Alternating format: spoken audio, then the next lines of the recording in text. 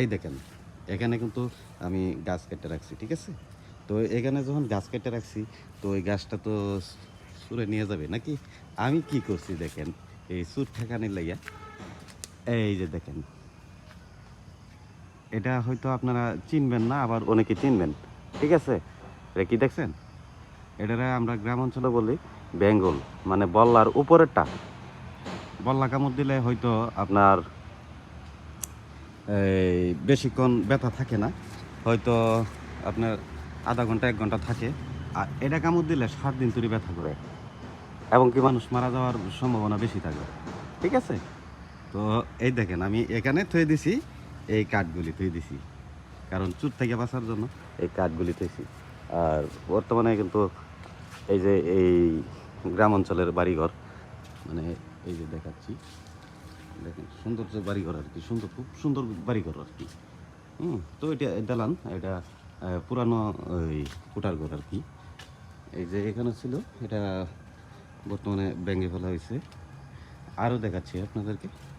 তো আপনারা কিন্তু এই টেকনিক ইয়া করবেন যে বেঙ্গলের যদি বাসা বাঁধে অথবা বল্লা বাসা বাঁধে, আপনারা ভাঙবেন না, না ভাঙ্গে হেরা এটা রাখবেন। আর এখানে তো আসার কোনো দরকারও নেই, মানে চুর যদি চুরি করবার আসে, ডাকাতি করবার আসলে এখানে এসে হেরা মনে করুন যদি ওইটার মধ্যে যদি একবার লাড়া লাগে, তাইলে কিন্তু তার জীবন শেষ, তারে হাইরা দিব একবারে। এই যে দেখেন পুরাতন ঘর, এটা গ্রাম অঞ্চলের ঘর। তো মরল ভাই কিন্তু এই গ্রামের পরিবেশে থাকতে থাকতে, হ্যাঁ, এই গ্রামের কথাটাই বেশিরভাগ আর কি আপনাদের কাছে শেয়ার করবার চেষ্টা করে। তো এটা বিশাল, মানে গ্রাম অঞ্চল তো বাড়িঘর খুব কম, কাছাকাছি বাড়িঘর কম। হুম এটা হচ্ছে গ্রাম অঞ্চলের বাড়িঘর আর ওই পরিবেশ আর কি।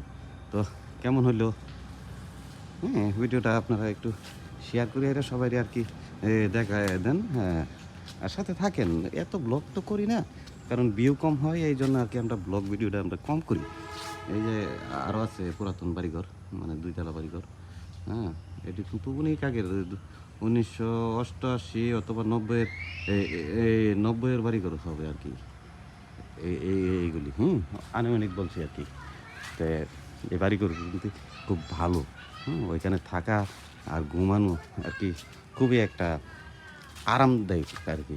আমি তো ঢাকা ছিলাম অনেকদিন, কিন্তু এই আমি জানি যে ঢাকার পরিবেশ আর গ্রামের পরিবেশ রাত দিন ডিফারেন্স।